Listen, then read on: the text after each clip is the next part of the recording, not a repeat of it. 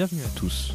Nous sommes Timéo, Grace, Quentin, Maël et Kali, du lycée Jean Monnet de Joué-les-Tours. Aujourd'hui, nous vous présentons un podcast sur les thèmes des libertés en France, et en particulier sur la liberté d'expression dans le milieu de l'humour.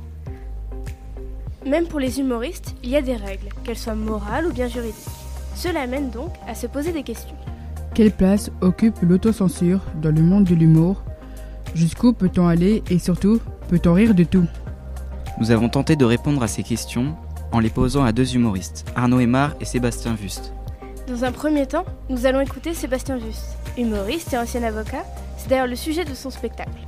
Un souci avec le fait qu'une blague puisse faire rire ou ne pas rire, mais aujourd'hui on a passé une étape de plus, c'est qu'on ne demande pas juste si la blague est drôle ou pas drôle, c'est qu'on va dire si la blague est drôle, pas drôle, en tout cas si elle ne m'a pas fait rire, je vais reprocher à l'humoriste de ne pas avoir voulu faire de l'humour, mais d'avoir voulu finalement prendre place dans un débat politique d'opinion, et je vais lui reprocher. Et ça c'est un peu dangereux, je trouve, en termes d'évolution, et selon moi, là oui, il peut y avoir un sorte de réflexe de défense des humoristes pour éviter ce type de critique, un réflexe d'autocensure et d'aller peut-être parfois sur des sujets plus conventionnels, moins polémiques, pour éviter d'avoir à subir ce type de jugement. Ce n'est pas de l'autocensure que de réfléchir quand même à ce que sa blague soit drôle, mais qu'elle ne soit pas la cause d'une discorde particulière, d'un trouble particulier. Ça, c'est pas de l'autocensure pour moi, c'est une sorte d'intelligence au moment de l'écriture. Il ne s'agit pas encore une fois, de créer avec sa blague quelque chose de heurter les gens. Il ne s'agit pas de heurter. On peut les heurter, les bousculer avec humour, mais il ne s'agit pas d'avoir un comportement offensant. C'était le mot que j'employais avant. Voilà. Donc il faut être intelligent et réfléchir quand on écrit. Encore une fois, un équilibre à trouver entre être piquant, mais sans être offensant, à interpeller sans blesser, à faire rire sans ne pas que provoquer pour provoquer. L'humour s'inscrit dans un contexte et qu'il faut avoir, encore une fois, l'intelligence de le comprendre.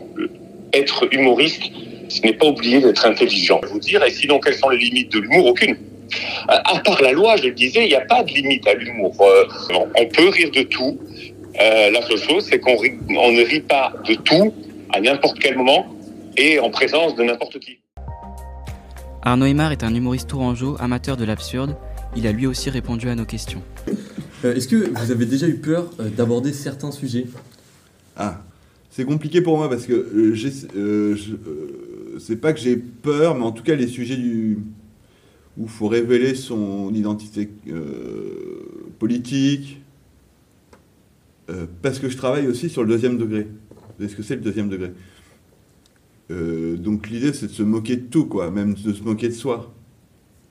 Donc oui, effectivement, par exemple, je suis contre le racisme. Mais je vais même peut-être plus me moquer des gens qui sont antiracistes, pas parce qu'ils ont tort, ils ont raison, mais parce que ils sont sûrs d'eux, par exemple, et que peut-être qu'au fond, peut-être ils sont encore un peu racistes. Je sais pas comment dire. Je vais chercher, donc c'est compliqué parce que donc j'utilise pas trop l'actualité, mais même si j'essaye de réfléchir à ce que les gens se posent comme question en ce moment.